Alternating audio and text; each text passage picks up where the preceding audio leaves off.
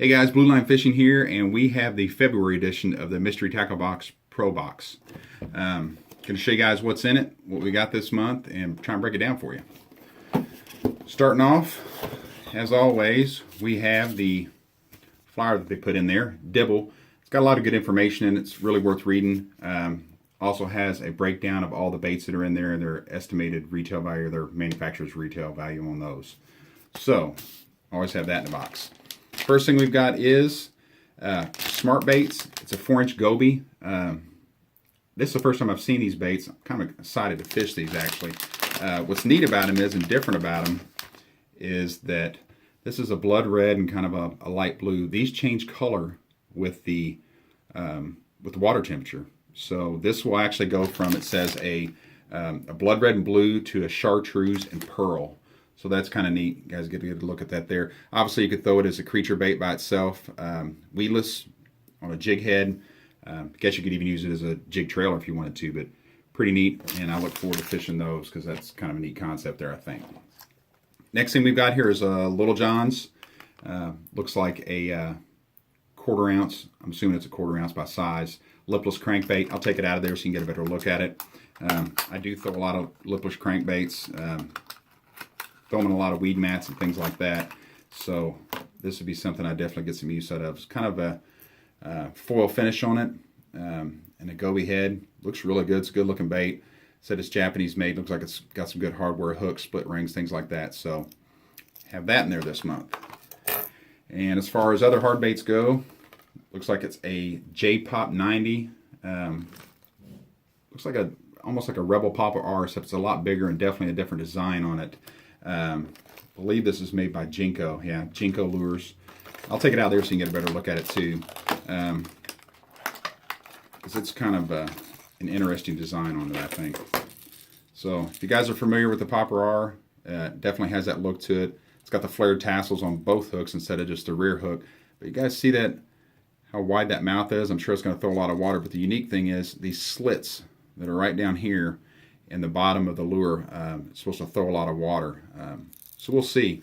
I think things with like the Whopper Plopper and such are popular that are really churning topwater baits. This is kind of along those lines. It's got a rattle in it too, so we'll see how that does once the water warms up a little bit. Next thing we've got is a Stan Sloan Zorro swim jig.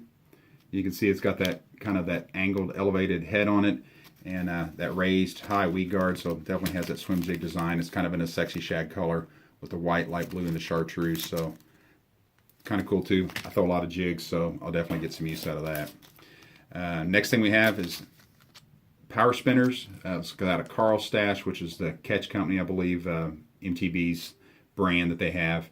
There's a willow leaf in there, as you can see, and it looks like an Indiana blade maybe.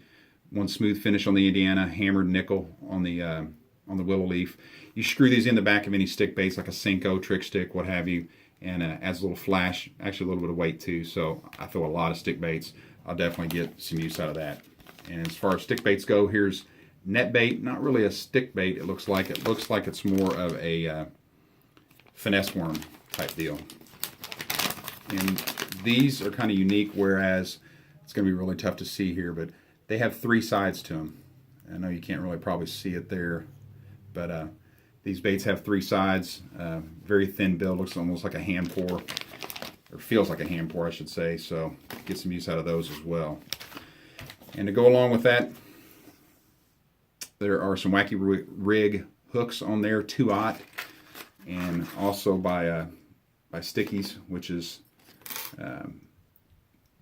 MTB's own brand, and they've got some pretty good stuff. See if you can kind of maybe see it's kind of got that circle hook design. If you're familiar with the Wacky Rig hooks, obviously that can go with the net baits that I just showed you there, and also probably these Biospawn. These are the Exo Stick Pro. Never fished them, but it's a good looking bait with a unique design. I'll take them out of here so you can get a better look at it too. You can see it's got all these little ridges running down it, flat end, so you could actually separate some of the segments and fish it shorter, or you could fish it as is and throw it weedless. You could throw it on a Wacky Rig, and they've got the hooks in there to do that. Bunch of different ways you could throw it. Feels a little denser and heavier than what a Senko would feel like, but I think it could work pretty good. And like I say, I throw a lot of different stick baits, so plastic stick baits that is. So I gotta definitely get some use out of that.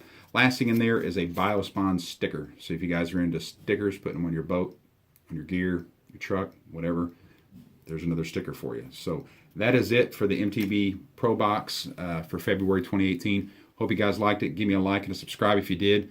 See you guys next month.